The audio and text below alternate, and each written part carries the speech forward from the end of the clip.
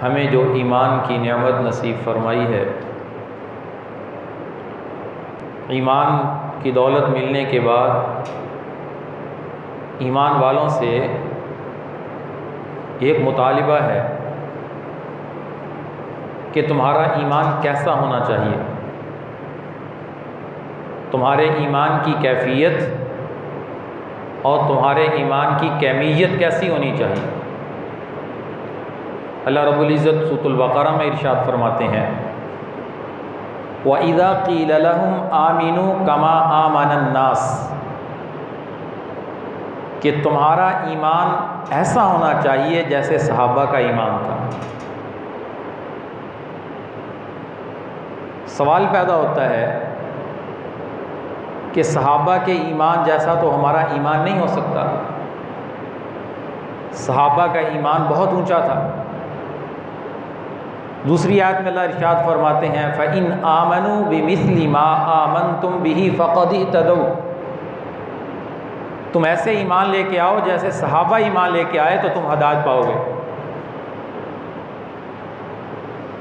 तो इस बात का जवाब ये है, हमसे जो मुतालबा किया जा रहा है कि तुम्हारा ईमान सहाबा जैसा होना चाहिए, ये मुतालिबा कैफियत के एतबार से नहीं है, ये मुतालबा कैमियत के एतबार से है।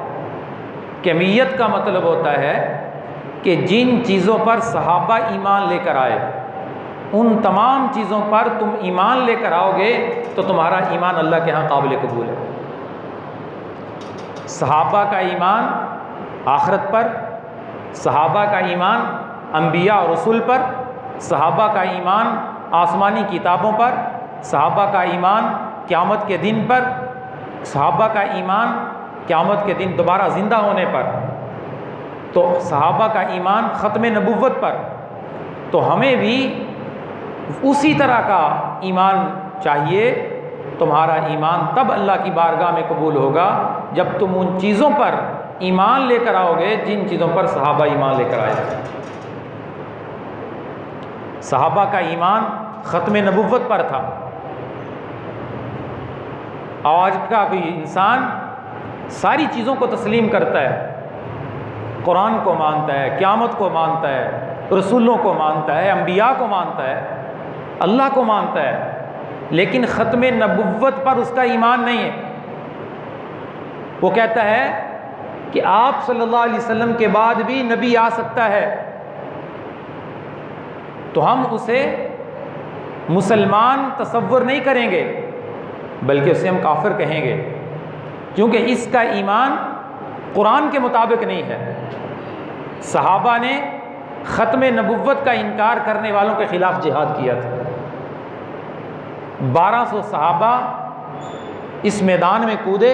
700 सहाबा इकराम जो कुरान के कारी थे, ख़त्म नबुव्वत के मसले पर जिहाद करते हुए अल्लाह के रास्ते में शहीद हो गए। इतनी बड़ी कुर्बानी अक़ीदा ख़त्म नबुव्वत को महफूज करने के लिए दी। ये थी कैमियत के एतबार से हमारा ईमान कैसा होना चाहिए। अब दूसरी बात क्या है कि हमारे ईमान की कैफियत कैसी होनी चाहिए। तो फरमाया, या अय्युहल्लज़ीना आमनू आमीनू, ए ईमान वालो ईमान ले आओ। फिर सवाल पैदा होता है कि ईमान तो हम पहले ला चुके हैं, ईमान वालों को दोबारा ईमान लाने का क्यों कहा जा रहा है। तो मुफस्सिरीन फरमाते हैं, हमसे मुतालबा किया जा रहा है, ए ईमान वालो तुम अपने ईमान की कैफियत को मजबूत करो, अपने अंदर ईमान की वो ताकत, वो सलाहियत, वो कैफियत पैदा करो जो ईमान तुम्हें अल्लाह की नाफरमानी से रोक दे। जब तुम्हारे सामने गुनाह के सारे असबाब मौजूद हों, गुनाह पर कुदरत हो, तुम उस गुनाह से रुक जाओ तो समझ लो कि तुम्हारा ईमान मजबूत है, तुम्हारे ईमान की कैफियत तुम्हारे अंदर मौजूद है। अगर गुनाह करते हुए दिल से एहसास निकल गया, बात बात पे झूठ बोला जा रहा है, हराम खोरी हो रही है, फराड हो रहा है, धोखा हो रहा है, यानी गुनाह करने को मुसलमान अगर मामूली समझ लेता है, इसे गुनाह करने के बाद नदामत शर्मसारी नहीं होती, इसके लिए गुनाह करना बहुत आसान हो गया, तो समझ ले इसका ईमान कमज़ोर हो गया। इसे अपने ईमान को बनाने की ज़रूरत है। इमाम बुखारी रहमतुल्लाह अलैह बुखारी शरीफ में एक रवायत लेकर आए कि एक सहाबी दूसरे सहाबी से कहता था, इजलिस नुमिनु बिना, कि आओ बैठो हम ईमान लेकर आए, यानी हम ईमान की बातें करें, हम ईमान का मुज़ाकरा करें। वज़क्किर फ़इन्न ज़िक्रा तनफ़उल मुमिनीन, ईमान वाले जब आपस में ईमान की बातों का मुज़ाकरा करते हैं, उन ईमान की बातों का मुज़ाकरा करना उन्हें नफ़ा देता है। इसलिए बार बार मुसलमान को कहा जाता है कि तुम्हारी सोहबत नेक लोगों के साथ होनी चाहिए। तुम ईमान की उन महफ़िलों में, उन मजलिसों में शिरकत करो जहाँ ईमान के मुज़ाकरे होते हैं, जहाँ अल्लाह की मोहब्बत की बातें होती हैं, जहाँ अल्लाह के रसूल के इश्क की बातें होती हैं, वहाँ तुम जाओगे, तुम्हारे ईमान की कैफियत बढ़ेगी। सहाबा इकराम की यही हालत थी। उनको अपने बारे में इस कदर फ़िक्र थी कि अगर थोड़ी सी ईमान में कमज़ोरी महसूस करते, फ़ौरन दरबार रिसालत में पहुँच जाते। इस कदर अपनी तरबियत और अपनी इस्लाह की फ़िक्र थी। हज़रत हंज़ला रज़ी अल्लाह ताला अन्हु का वाक़या मशहूर है कि घर तशरीफ़ लाए, दिल के अंदर ईमान की वो कैफियत महसूस नहीं की जो ईमान की कैफियत रसूलुल्लाह सल्लल्लाहु अलैहि वसल्लम की सोहबत में हासिल थी। तो फ़ौरन वापस पलटे, समझने लगे शायद मैं मुनाफिक हो गया कि मेरे ईमान की वो कैफियत नहीं जो रसूलुल्लाह सल्लल्लाहु अलैहि वसल्लम की मजलिस में होती है। रास्ते में जा रहे सैयदना अबू बकर सिद्दीक़ रज़ी अल्लाह ताला से मुलाकात हुई। कहने लगे मैं मुनाफिक हो गया। अबू बकर रज़ी अल्लाह ताला पूछने लगे हंज़ला क्या हुआ? तो यही बात अर्ज़ की। फरमाया ये बात तो मेरे साथ भी पेश आ जाती है। फरमाया चलो रसूलुल्लाह सल्लल्लाहु अलैहि वसल्लम की खिदमत अक़दस में पहुँचते हैं। आपकी खिदमत में पहुँचे, आपके सामने सारी बात अर्ज़ की तो आपने फरमाया ईमान की कैफियत बढ़ती और ज़्यादा होती रहती है, परेशान होने की ज़रूरत नहीं। मेरी मजलिस में तुम्हारे ईमान की कैफियत बहुत ऊंची चली जाएगी। जब तुम अपने बीवी बच्चों में जाओगे, तुम्हारे ईमान की कैफियत वो नहीं रहेगी जो मेरी मजलिस में होती है। अगर तुम्हारी ईमान की वही कैफियत बाकी रहे जो मेरी मजलिस में होती है, फिर तो फरिश्ते तुमसे मुसाफा करें। तो सहाबा इकराम अपने बारे में फ़िक्रमंद होते थे। उन्हें एहसास था कि हमारे ईमान की कैफियत बढ़नी चाहिए। लेकिन आज के मुसलमान का ईमान इतना कमज़ोर है कि इसे जब गुनाह करने का मौका मिलता है, जब वो गुनाह कर लेता है। कितने लोगों को देखते हैं मामूली बात पे अपना ईमान बेच देते। झूठ बोलने का तो इस कदर रवाज है कि छोटी सी चीज़ भी बर्दाश्त नहीं करते, झूठ बोल लेते हैं। जैसे झूठ बोलना इनका तकिया कलाम बन चुका है।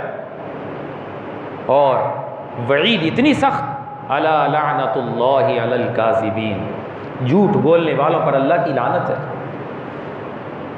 मैं अक्सर अपने अहबाब से कहा करता हूँ कि मजाक से झूठ बोलना भी जायज़ नहीं है।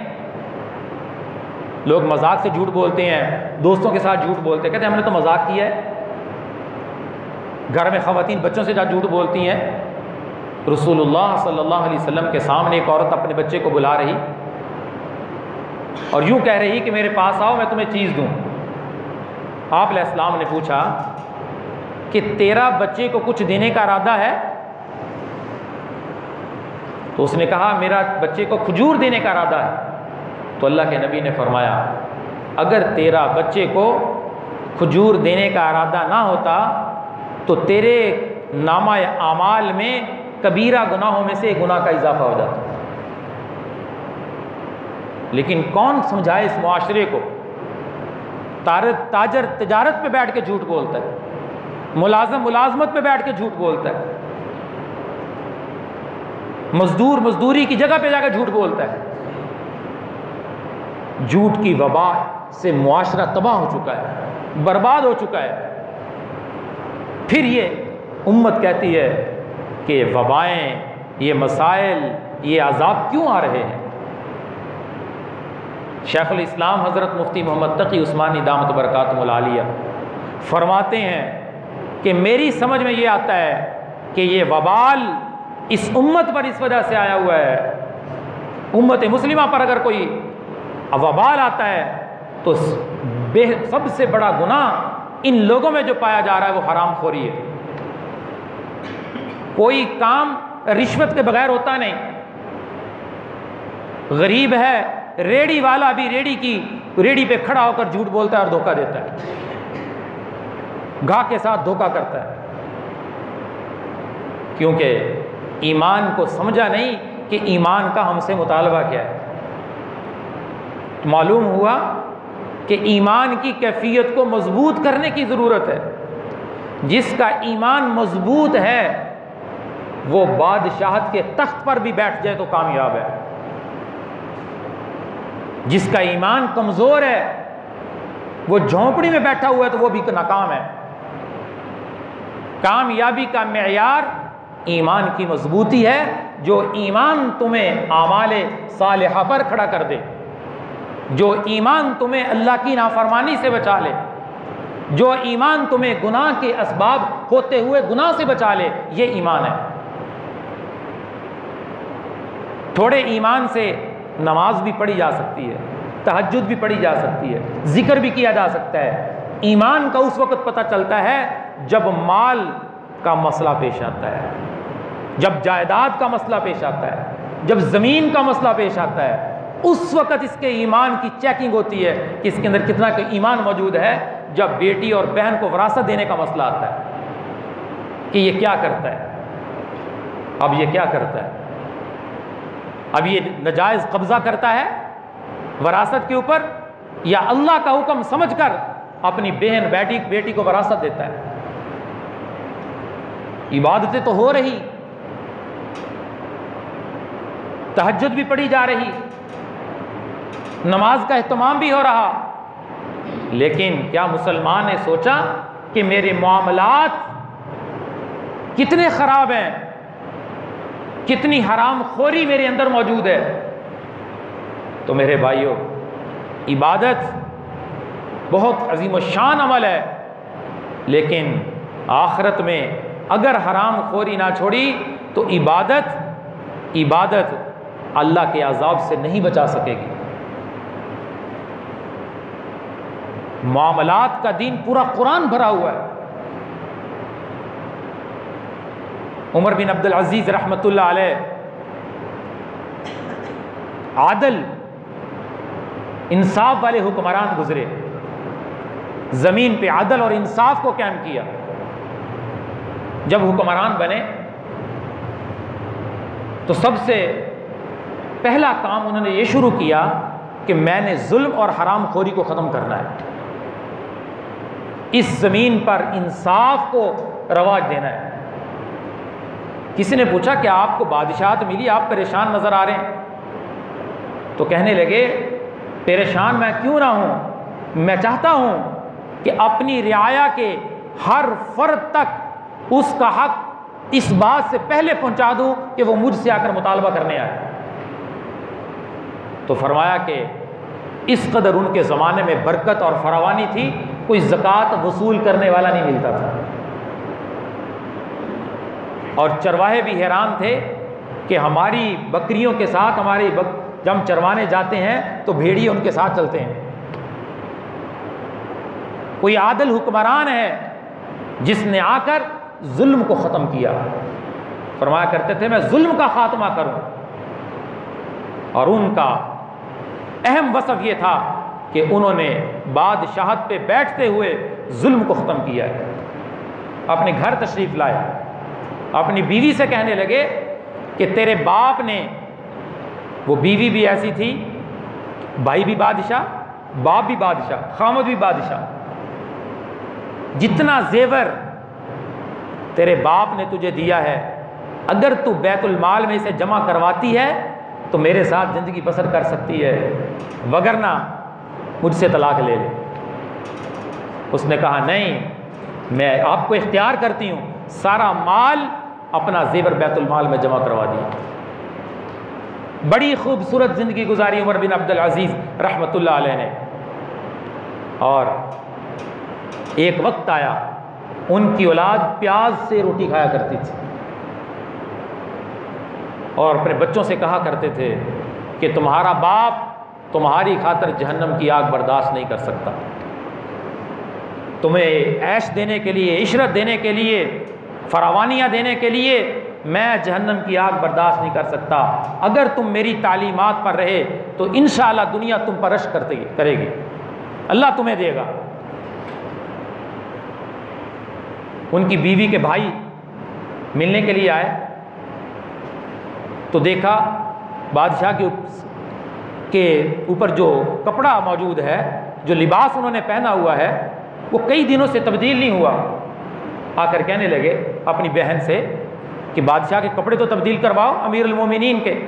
उसने कहा कैसे करवाऊं? उसके पास एक ही लिबास है पहनने के लिए, उस अमीरुल मोमिनीन के पास एक ही लिबास मौजूद।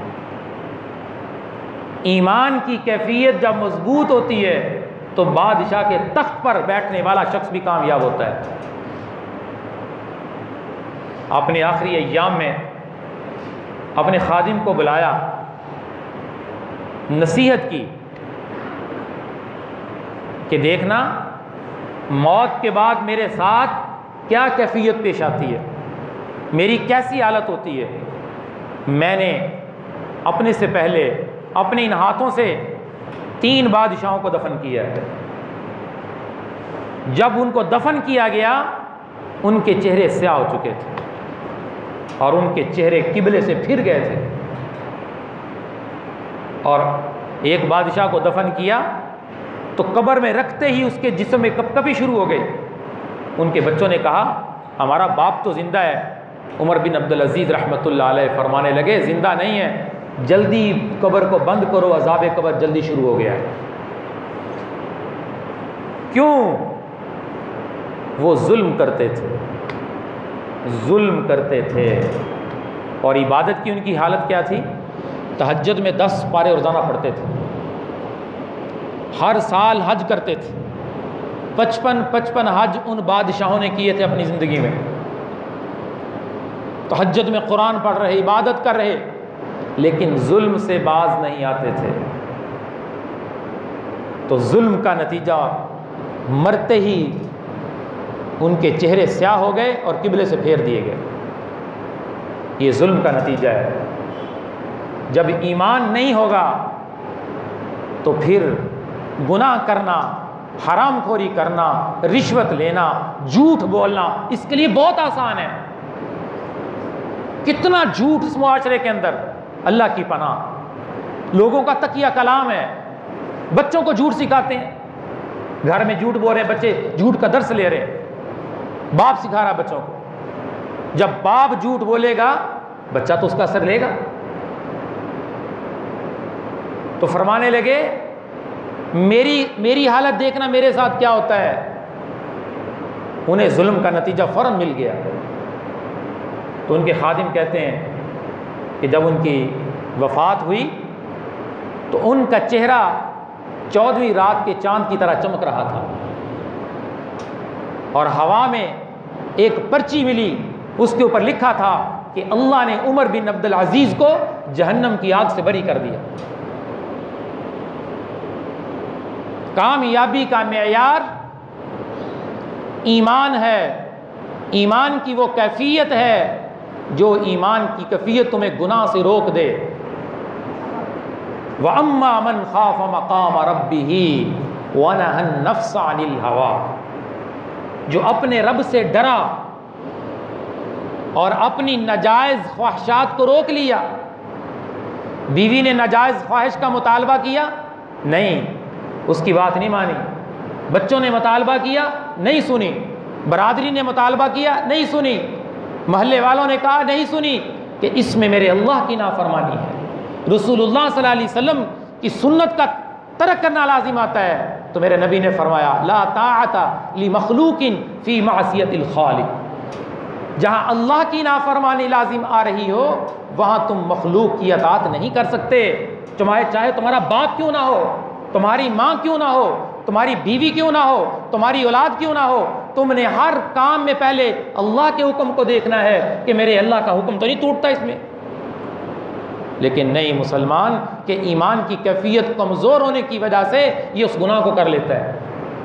ये कहता है मेरी बरादरी मुझसे नाराज़ ना हो जाए, मेरा दोस्त मुझसे नाराज़ ना हो जाए, मेरी बीवी मेरे बच्चे मुझसे नाराज़ ना हो जाए। उन्होंने मुतालबा किया है कि घर में केबल होनी चाहिए, टीवी होना चाहिए, बच्चे दूसरे घरों में जाते हैं, मुझे तो लगाना पड़ेगा जी, मौलाना साहब क्या करें, हम तो मजबूर हैं, इसलिए हमारे घर में केबल चल रही है।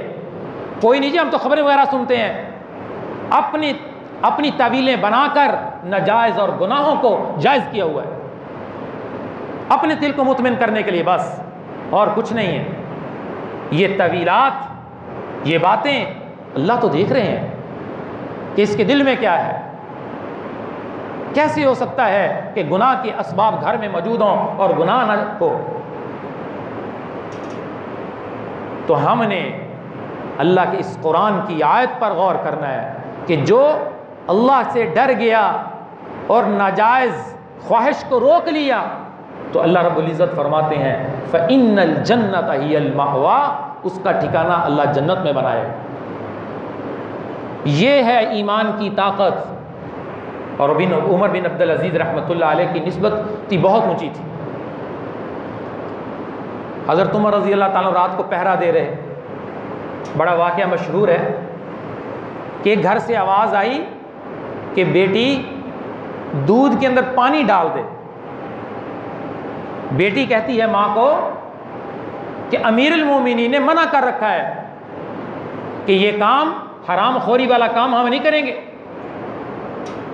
तो माँ कहती है रात का वक्त है, अमीरुल मोमिनीन तो नहीं देख रहे। बेटी कहती है अमीरुल मोमिनीन तो नहीं देख रहा, अमीरुल मोमिनीन का रब तो देख रहा है। ये थी ईमान की कैफियत मजबूत वाले लोग। ये उनकी ख़वातीन का ईमान देखिए, अमीरुल मोमिनीन का रब देख रहा है, मैं ये काम नहीं करूँगी। और एक आज का ताजिर है जो 2 नंबर चीज़ को 1 नंबर बना के बेच रहा है, तस्बीह भी हाथ में पकड़ी हुई है, नमाज भी पढ़ने आता है। आज का मुलाजिम, आज का ताजर अपनी तिजारत में, अपनी मुलाजमत में डंडी मारता है। 8 घंटे ड्यूटी है, 2 घंटे छोड़ के पहले घर चला जाता है। 2 घंटे की तनख्वाह जो इसने ली है वो हराम ली है, हराम खोरी की है, पूरा हक अदा नहीं किया मुलाजमत का। हज़रत उमर रज़ी अल्लाह ताला अन्हु सारी गुफ्तगू सुन रहे थे। सुबहान अल्लाह। हज़रत उमर रज़ी अल्लाह ताला सुबह उनके घर पहुंच गए, समझ गए कि बड़े ईमान वाली बच्ची है। सुबह गए, दस्तक दी, फरमाया अपने बेटे आसिम का रिश्ता इस बच्ची से करना है। अमीरुल मोमिनीन के बेटे का रिश्ता इस बच्ची से होगा।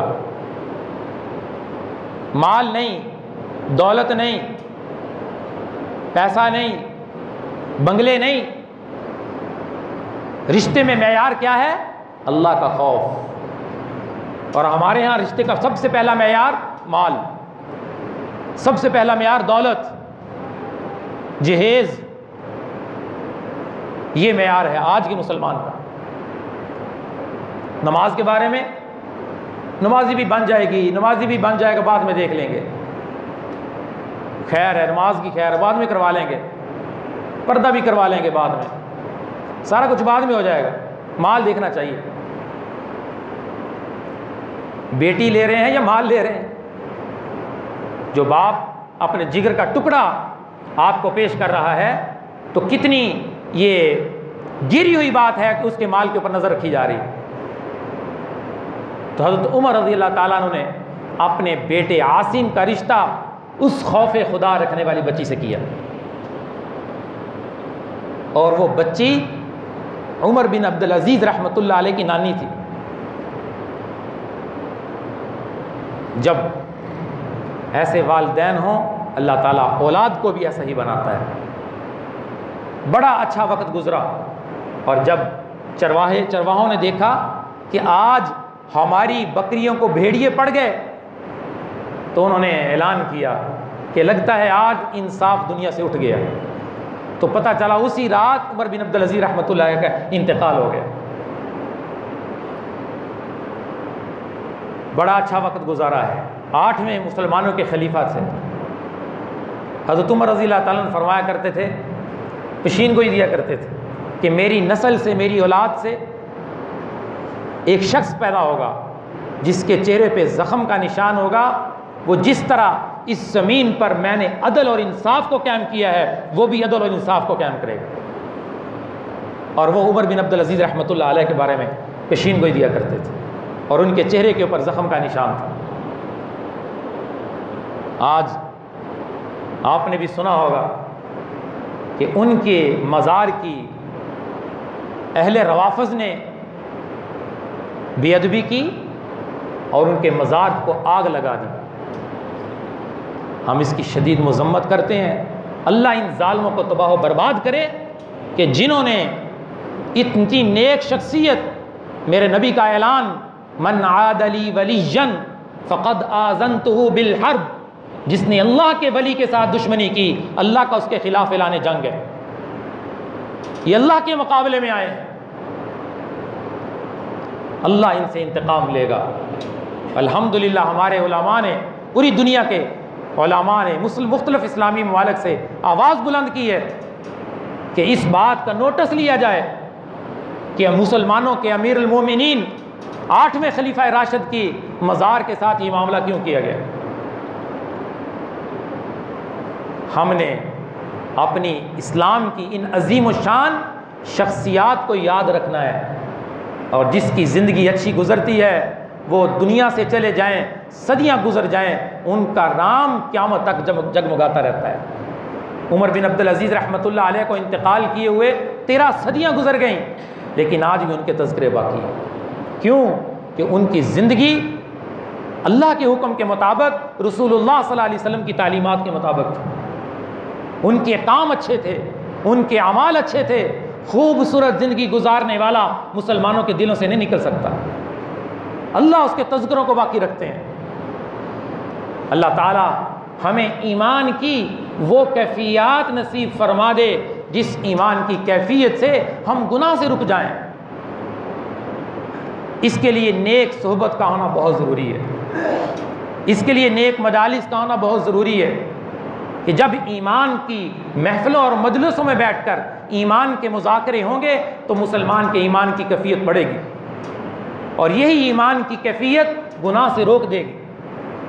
जब ईमान की महफ़िल, ईमान की मजलिस नहीं होगी, बात का सुनना नहीं होगा, अपने आप को आज़ाद कर दिया जाएगा, तो बाज़ार की ज़िंदगी से तो ईमान नहीं बन सकता, दुकान की ज़िंदगी से तो ईमान नहीं बन सकता।